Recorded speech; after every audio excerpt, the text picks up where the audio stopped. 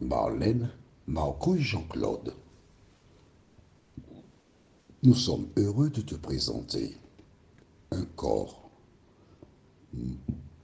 mortel. Nous avons trois références. Prends note. Matthieu 19, versets 16 à 20. Matthieu 19, versets 16 à 20. Ensuite, Apocalypse 6, versets 12 à 17. Et 1 Corinthiens 15, versets 50 à 53. 1 Corinthiens 15, versets 50 à 53. Tu as bien noté? Je reprends pour toi une dernière fois? D'accord. Matthieu 19, versets 16 à 20. Apocalypse 6, versets 12 à 17. Et 1 Corinthiens 15, 50 à 53. Je t'apporte des éléments pour compléter ce que nous avons déjà vu. Prions. Notre Seigneur et notre Dieu, nous voici en ta présence pour comprendre, pour connaître. Et tu n'as pas voulu que nous soyons ignorants, c'est pourquoi tu as mis en place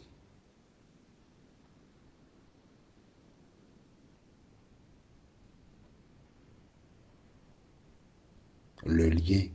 Quelle est la réponse d'eux, ainsi que différentes stations radio qui émettent en Afrique afin que tes enfants comprennent et qu'ils ne soient pas dans l'ignorance. Que le Saint-Esprit continue de nous éclairer. Nous avons prié au nom de Jésus et pour ta gloire éternelle. Amen. Tu as reçu une éducation. Tu as reçu des informations. Je t'invite, à la lumière de ce que tu lis dans la Bible, à réconcilier ce que tu as reçu. En clair, si ce que tu as reçu comme éducation est opposé à ce que dit la Bible, à ce moment, tu fais un choix. Soit tu demeures dans l'éducation reçue, ou tu es suffisamment cool pour dire Dieu a dit cela, je préfère suivre ce que dit la parole.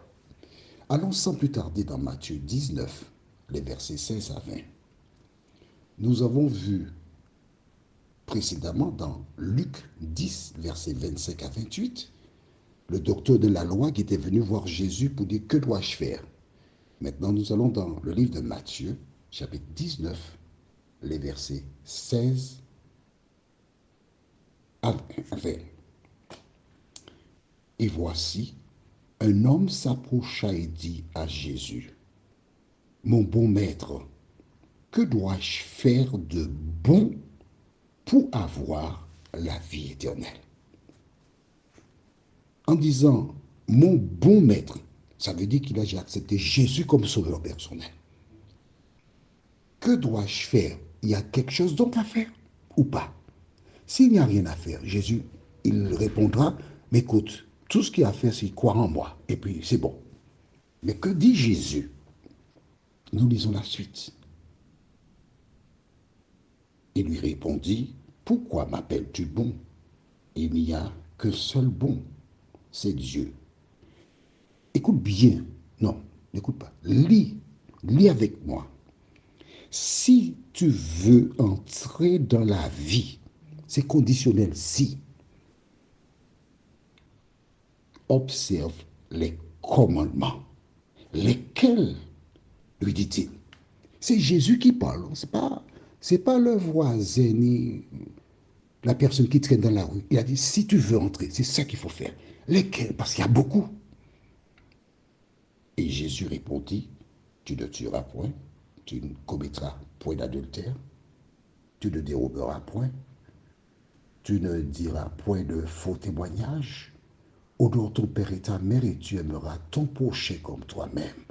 Le jeune homme lui dit, j'ai observé toutes ces choses, que me manque-t-il encore? Alors bien sûr, le reste, c'est vendre ce qu'il a, de donner aux pauvres, et il aura un trésor dans le ciel. Mais il a préféré dire, non, non, non, je préfère le trésor sur terre, la vie éternelle, ça ne m'intéresse plus. Question, qu'arrive-t-il aux autres personnes? Puisque je t'ai expliqué que les morts en Christ ressuscitent, et les saints sont transformés et ils montent au ciel. Qu'arrive-t-il aux autres? Ceux qui n'ont pas accepté Jésus, qui seront vivants au retour de Jésus. Allons dans Apocalypse chapitre 6. Qu'arrivera-t-il aux autres qui n'ont pas accepté Jésus? Apocalypse 6, et nous lisons les versets 12 à 17. Au retour de Jésus, les saints ressuscitent, les saints vivants sont transformés, mais qu'arrive-t-il aux méchants, à ceux qui n'ont pas obéi à la parole? Lisons dans Apocalypse 6, versets 12 à 17. Je regardai quand il ouvrit le 6e sceau, et il y eut un grand tremblement de terre. Le soleil devint noir comme un sac de crin. La lune entière devint comme du sang, et les étoiles du ciel tombèrent sur la terre comme lorsqu'un figuier secoué par un vent violent jette ses figues vertes. Le ciel se retira comme un livre qu'on roule, et toutes les montagnes et les îles furent remuées de leur place. Les rois de la terre, les grands, les chefs militaires, les riches, les puissants, tous les esclaves et les hommes libres se cachèrent dans les cavernes et dans les rochers des montagnes, et ils disaient aux montagnes et aux rochers, tombez sur nous et cachez-nous devant la face de celui qui est assis sur le trône et devant la colère de l'agneau. Car le grand jour de sa colère est venu, et qui peut subsister? Au retour de Jésus, toutes celles et ceux qui n'ont pas fait la paix avec lui chercheront un asile dans les cavernes, sous les rochers, parce que, imagine, il reviendra au milieu de la nuit. C'est donc les ténèbres. Et soudainement, tu as une clarté plus étincelante que le soleil. Nul ne pourra supporter cette vision. Ils seront tous terrassés, ils seront tués. C'est bon, c'est clair pour toi? Alors, qu'advient-il de celles et ceux qui sont ressuscités?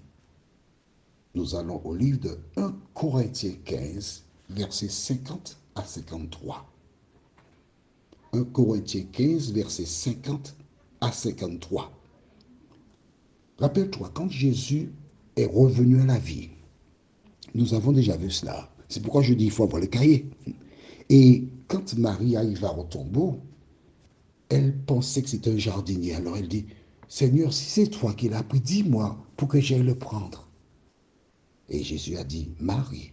Et en disant Marie, elle a reconnu sur la manière de dire Marie que c'était Jésus. Mais physiquement, elle ne l'a pas reconnu. La voix, elle n'a pas reconnu. C'est la manière de dire Marie.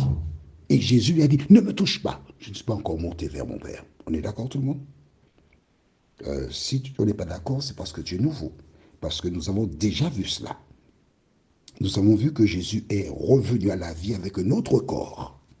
Pourquoi? Nous lisons dans 1 Corinthiens 15, versets 50 à 53. Ce que je dis, frère, c'est que la chair et le sang ne peuvent hériter le royaume de Dieu, et que la corruption n'hérite pas les corruptibilités. Voici, je vous dis un mystère. Nous ne mourrons pas tous, mais tous, nous serons changés en un instant, en un clin d'œil, à la dernière trompette. La trompette sonnera, et les morts ressusciteront incorruptibles. Et nous serons changés, car il faut que ce corps corruptible revête l'incorruptibilité et que ce corps mortel revête l'immortalité. Qu'est-ce que ça veut dire? Qu'au retour de Jésus, les morts en Christ ressusciteront avec un corps immortel, incorruptible. C'est-à-dire qu'ils ne pourront plus jamais pécher. C'est fini. C'est terminé. Les saints vivants auront un même type de corps, un corps physique. Car comme nous avons eu l'occasion de voir lors de la résurrection de Jésus, Jésus a mangé du pain et du poisson après sa résurrection. Donc c'est vraiment un corps physique. Est-ce que c'est clair pour toi? Si tu as des questions, ne te gêne pas. Tu prends ton portable, tu vas dans WhatsApp et tu envoies un message. Cher Claudie ou Jean-Claude, tu envoies ton message. Je voudrais partager les paroles de ce chant que je trouve magnifique. Il est en Jésus-Christ des douceurs infinies que savoure ici-bas le cœur des rachetés.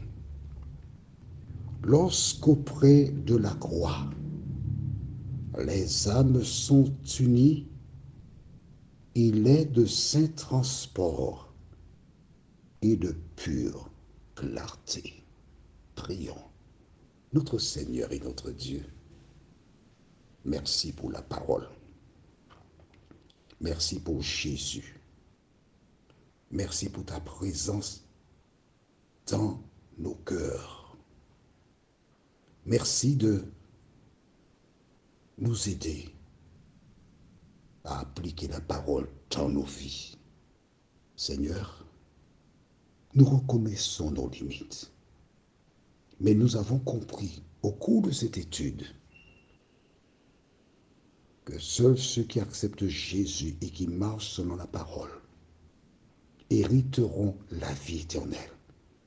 Et lors de l'avènement de Jésus, nous aurons un corps immortel, c'est-à-dire qu'il ne pourra plus mourir, éternel, mais aussi un corps incorruptible, c'est-à-dire que nous ne pourrons plus commettre le péché. Merci pour cette transformation, car nous savons qu'à partir de ce moment, nous serons dans un monde nouveau et nous n'aurons plus de crainte pour l'avenir, parce que nous aurons même déjà probablement oublié la vie telle qu'elle existe aujourd'hui. Merci Seigneur pour la parole. Nous t'avons prié, non pas parce que nous en sommes dignes, mais c'est au nom de Jésus et pour ta gloire éternelle. Amen. Notre thème sera pour 1000 ans. Et nous commencerons un cycle du livre de Apocalypse 20, versets 1 à 3. Apocalypse 20, versets 1 à 3. Il me tarde de te retrouver.